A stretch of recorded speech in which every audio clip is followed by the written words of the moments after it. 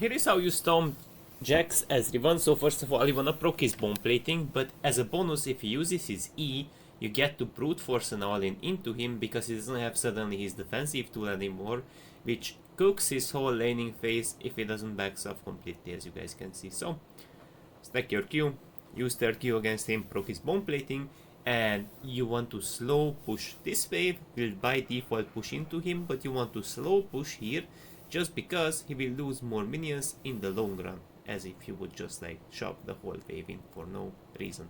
Now that was a decent little all-in. We got his potion, and his bone plating is still on cooldown, but you still have to track that cooldown, notably his E cooldown as well, which is 16 seconds, so watch out for things like that. Now, as things progress, you don't really want to ward yet because you're not under threat of getting ganked, and you want to pressure him away from last hits. Like, no free last hits allowed, and especially now that his bone plating came up, you procced it yet again. This JAX does play little tempo, exhaust, so he can't even recall and TP back for a good wave state, to the point where this guy is just completely cooked.